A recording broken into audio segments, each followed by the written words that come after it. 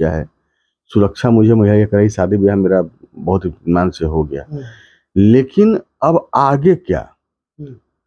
बेलाल मियाँ अक्सर मेरे पास 1 दिन 2 दिन बीच करके लोग को भेजता रहा है कि तुम केस उठाओ, नहीं तो तुमको मार देंगे, तुम्हारे परिवार को मार देंगे। ये बच्चा मेरा बीपीएससी का तैयारी करता है। ये लड़का चला आया है 25 तारीख के बाद ये घर पे है। उसके बाद मेरी 21 तारीख को मेरी भगनी की शादी थी।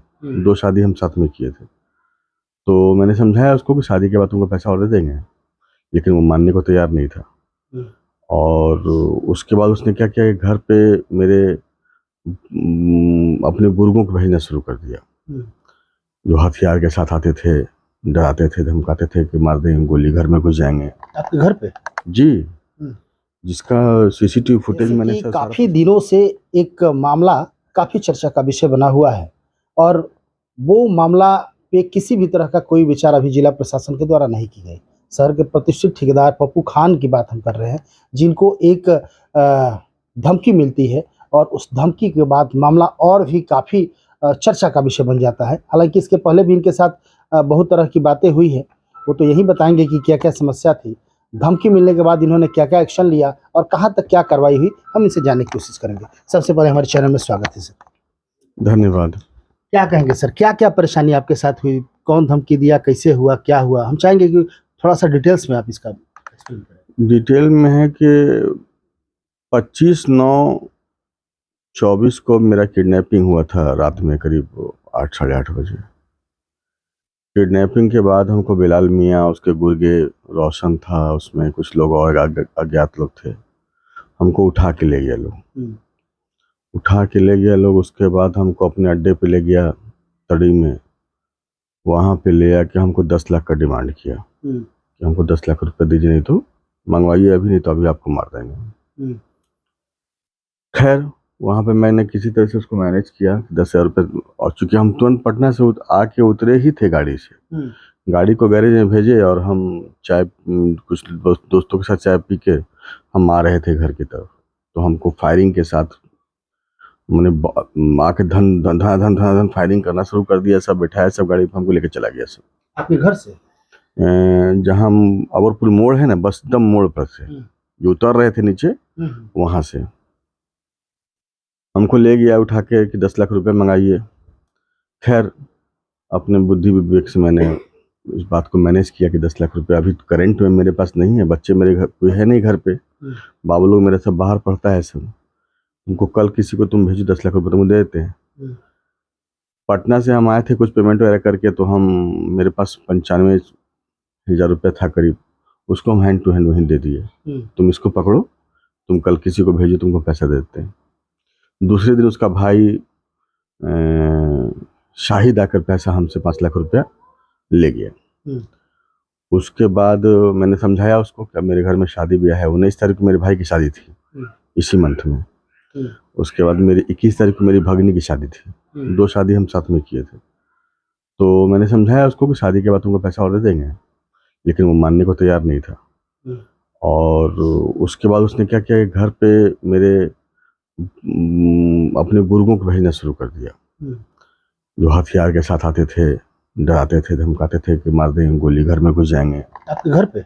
जी, जिसका सीसीटीवी फुटेज मैंने सारा प्रशासन को मुहैया कराया हुआ है। सीसीटीवी फुटेज है, कॉल रिकॉर्ड है, मैंने जितना एविडेंस था हमने सब प्रशासन को मुहैया कराया हुआ है। हथियार के साथ आते थे लोग। एक मरतबा हुआ क्या कि मेरी बेटी, हम कुछ केस करने के चक्कर में थे कि केस करेंगे, अब हम नहीं मानेंगे इस तरीके से। तो मेरी बेटी जाती है स्कूल, उसको 14 साल की है अभी, उसको वीडियो कॉल पे हमको दिखाता है कि तुम प्रशासन में अगर जाओगे, पुलिस के पास जाओगे तो तुम्हारी देखो बेटी है, जब चाहेंगे तब इसको उठा लेंगे। हम डर गए, सहम गए, उस टाइम प्रशासन के पास नहीं जा पाए हम। उसके लड़के जब गुर्गे बार बार मेरे घर पे आने लगे, बार बार धमकी देने लगे, शादी का समय था, लोगों का बाहर निकलना, जाना आना, खरीदारी करना सब लगातार लगा हुआ था। अब वो बार बार कि भाई इसको मार देंगे, उसको मार देंगे। अब हम बिल्कुल डरे सहमे रहने लगे। एक दिन आकर लास्ट में बोला कि तुम अभी पैसा दो 5 लाख रुपया, नहीं तो तुमको हम आज के आज मार देंगे, 2 दिन के अंदर तुमको मार देंगे। अच्छा। ये अब हमको लगा कि अब जो है बर्दाश्त करना, अब ये लिमिट क्रॉस कर रहा है। तो मैंने जिस जिला प्रशासन को इसकी सूचना दी और थाना प्रभारी को कॉल किया, उन्होंने तुरंत फोर्स को भेजा। जो धमकी देने आए थे कुछ लड़के, उसके गुर्गे लोग, एक आदमी गिरफ्तार हुआ, फिर रात में 2 आदमी और गिरफ्तार हुआ। ये हुआ। जिला प्रशासन ने पूरा सहयोग किया। एसपी साहब का धन्यवाद है, थाना प्रभारी सर का धन्यवाद है, टाउन थाना प्रभारी का, डीजी साहब का धन्यवाद है, डीजीपी साहब का धन्यवाद है। उन्होंने पूरा सहयोग किया, हमको प्रशासन सुरक्षा दी, जिसकी वजह से मेरी शादी संपन्न हो गई। लेकिन लगातार मेरे ऊपर प्रेशर बन रहा है। अभी भी प्रेशर बन रहा है? अभी भी प्रेशर बनता है। लोग आते हैं। कल मैंने इंटरव्यू दिया है। कल रात में 3 लड़के हथियार ऐसे करके हाथ में उठा के ऐसे लहराते हुए तेजी से क्रॉस किया है लोग। आप सोचिए कि हम बिजनेसमैन आदमी हैं। पापा मेरे एसडीओ थे इरिगेशन डिपार्टमेंट में। हम लोग पढ़े लिखे परिवार से हैं। बिजनेस में 12-13 साल की उम्र से बिजनेस कर रहा हूँ। पढ़ाई के साथ साथ भी बिजनेस किया है मैंने। एक समय था मैंने 22 कंपनी का एजेंसी चलाया इस शहर के अंदर, जिसमें ल्यूमिनस है, कार्बन है, सैमसंग है, बहुत सारी कंपनी को मैंने चलाया हुआ है एजेंसी। 22 कंपनी एक साथ चलाया हुआ है। बिजनेस मैन आदमी है, किसी तरह से मैनेज करके अभी तक निकलने की कोशिश कर रहे थे कि चलो हटाओ, बिजनेस में आदमी कितना लड़ता रहेगा। अब वही स्थिति आज हो गई मेरी। आज मेरी ऑफिस पटना की ऑफिस 25 तारीख से 25/9 जिस दिन मेरी किडनैपिंग हुई है उस दिन से अभी तक मेरी ऑफिस बंद है। कहीं जाना आना नहीं है। अब हम लोगों के कारोबार में लेन देन का होता रहता है कि भाई पार्टी का प्रोजेक्ट है, प्लॉट है, किसी का पैसा लिए हुए हैं, किसी का कंस्ट्रक्शन का काम कर रहे हैं हम लोग, तो किसी का पैसा लिए हुए हैं, फ्लैट बना के उसको कंप्लीट टाइम पे देना है। वो कंप्लीट काम अब मेरे नहीं रहने से फ्लैट का काम रुक रहा है, सारा काम रुक रहा है। अब हम पटना, आज हमको गए हुए 25 तारीख के बाद हम पटना आज तक गए ही नहीं। लोग, मेरे जो कस्टमर्स हैं, उनके अंदर अविश्वास पैदा हो रहा है कि भाई खान साहब आ नहीं रहे हैं, उनसे कोई संपर्क नहीं हो रहा है। संपर्क अमूमन फोन से होता है, लेकिन कितनी सफाई देते रहे लोगों को। और मेरी परेशानी से कस्टमर्स को क्या फर्क पड़ता है?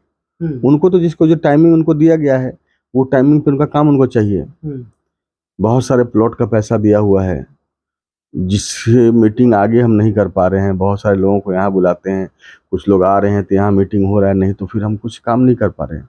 यहाँ पे तो आपके नज़र में प्रशासन फेलियर नजर आ रहा है? देखिए, 3 लोगों की गिरफ्तारी के बाद मेरा सहयोग करने के अलावे उन्होंने सहयोग किया है, नो डाउट। थाना प्रभारी सर ने, जो देवरा सर ने किया है, एसपी साहब ने किया है, सुरक्षा मुझे मुहैया कराई, शादी ब्याह मेरा बहुत इत्मीनान से हो गया। लेकिन अब आगे क्या? बिलाल मियाँ अक्सर मेरे पास 1 दिन 2 दिन बीच करके लोग को भेजता रहा है कि तुम केस उठाओ, नहीं तो तुमको मार देंगे, तुम्हारे परिवार को मार देंगे। ये बच्चा मेरा बीपीएससी की तैयारी करता है। ये लड़का चलाया है 25 तारीख के बाद, ये घर पे है 25/9 के बाद। एक बेटा मेरा एनडीए की तैयारी करता है चंडीगढ़ में, वो 25 तारीख के बाद यहीं है। अब बताइए कि इन लोगों का लाइफ का क्या होगा? सोचिए, पढ़ने वाले बच्चे हैं, इन लोगों का सारा कुछ है। आपने नामजद एफआईआर किया हुआ है मैंने, इसके बावजूद भी गिरफ्तारी नहीं हुई। अभी तक बिलाल मियाँ के, शाहनवाज का और बड़े सोनार का, रोशन का, परवेज का, 4-5 जो अज्ञात थे, उन लोगों का किसी का गिरफ्तारी नहीं है, ना कोई कार्रवाई है। अभी नए एसपी साहब इनसे मिले कि नहीं? मिले हैं, एसपी साहब से मिले। उन्होंने सांत्वना दी है मुझे कि इस बात की गिरफ्तारी जल्द से जल्द कार्रवाई होगी। लेकिन कब तक? अभी अगर मान लीजिए कि मेरे बच्चों को, मुझे, मेरे परिवार को, मेरे भाई का दुकान है जगजीवन मार्केट में, वो दुकान अपने स्टाफ पे छोड़ के, स्टाफ दुकान चला रहा है। अभी भी आप जाइएगा तो स्टाफ बैठा हुआ दुकान पे, वो कहीं लुका छिपा हुआ होगा। बड़ा कारोबार है, होलसेल इंटरलाइनिंग का होलसेल कारोबार है। अब हमको बताइए कि कब तक? अगर हमारे भाई को कुछ हो जाता है, हमारे बच्चों को कुछ हो जाता है, हम लोग कैद कब तक रहें? एक्चुअल सोचिए कि आज 25 तारीख से आज 1 महीना, 9 तारीख को मैंने एफआईआर किया है, 9 महीना, आज 6 तारीख हो गया। लगभग 1 महीना पूरा होने जा रहा है और जो 3 गिरफ्तारी फर्स्ट दिन दूसरे दिन हुई थी, उसके अलावे अभी तक कोई कार्रवाई नहीं है, किसी की गिरफ्तारी नहीं है, किसी का कुछ नहीं है।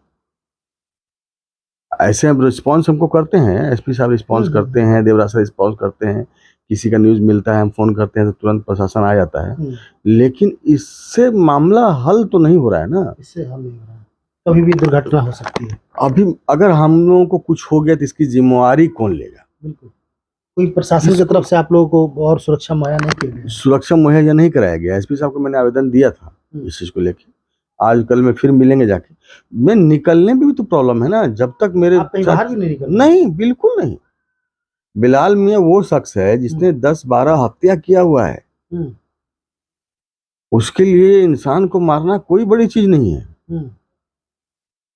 अब वो हम लोग कारोबारी आदमी हैं, हम लोग उस तरह के माहौल में कभी रहे नहीं। अब मेरी समझ में नहीं आ रहा है कि मेरा आगे का क्या होगा, हम कब तक ये लड़ाई लड़ते रहें। और ये लड़ाई को तो हम लड़ रहे हैं, बहुत सा वो तो रंगदार, उसके ऊपर तो जब से 12 साल जेल खट के अभी आया, जेल से आया है, 12 साल जेल में रहा है, अभी 8-9 महीना पहले आया है। उसके बाद जब से वो आया है 10-12 उसने क्राइम कर दिया रजिस्टर्ड, और जो क्राइम किया है जो रजिस्टर्ड नहीं करवा रहे हैं वो अलग है।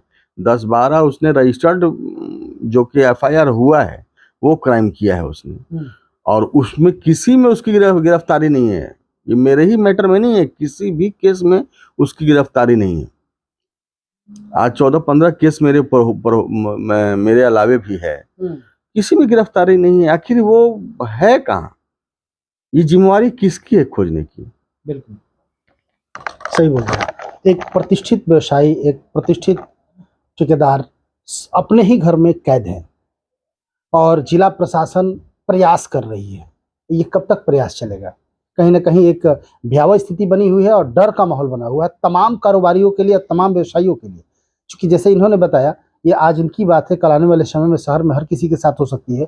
तो प्रशासन चुप्पी साधे कब तक बैठेगा, हाथ पे हाथ रखे कब तक बैठेगा? कल इनको किसी भी तरह की कोई घटना दुर्घटना इनके साथ हो जाती है या इनके बच्चों के साथ कुछ हो जाती है, कौन जवाब देगा इसका? एक बहुत बड़ा सवाल यहाँ पे उत्पन्न हो रहा है। लेकिन प्रशासन की तरफ से किसी भी तरह की सिक्योरिटी मुहैया इनको नहीं की गई है और न ही कोई खास कार्रवाई इनको नजर आ रही है। इन्होंने प्रेस कॉन्फ्रेंस के माध्यम से प्रशासन से गुहार भी लगाई है कि कुछ ना कुछ निदान होना चाहिए, क्योंकि ये मामला सिर्फ इन्हीं तक नहीं है, शहर के तमाम प्रतिष्ठित व्यवसायियों के साथ है, जो भी ठेकेदार है या जो भी लोग हैं। तो ये लोग अब गोली बंदूक नहीं न चलाएंगे, या फिर आप यदि प्रशासन साथ नहीं देगी तो कहीं ना कहीं इन लोगों को भी दूसरा रास्ता अपनाना पड़ेगा। तो कहीं ना कहीं आतंकवाद के तरफ प्रशासन ले जाने के काम करेगी, नहीं कहा जा सकता है। चूंकि कहीं ना कहीं इनके साथ कुछ होता है तो बच्चे बगावती होंगे, जब बच्चे बगावती होंगे तो गलत रास्ते पे जाएंगे। तो गलत रास्तों से बचाना होगा और जो गलत कर रहा है उसकी गिरफ्तारी होनी चाहिए। लगातार खबरों के साथ बने रहिए, कुछ अपडेट फिर होता है पप्पू खान जी का तो आप तक पहुंचाने की कोशिश करेंगे। साथ ही एसपी साहब से आग्रह करेंगे, डीजीपी महोदय से आग्रह करेंगे कि जितना जल्दी हो सके इस पर कार्रवाई होनी चाहिए और इनको सिक्योरिटी भी मुहैया की जानी चाहिए।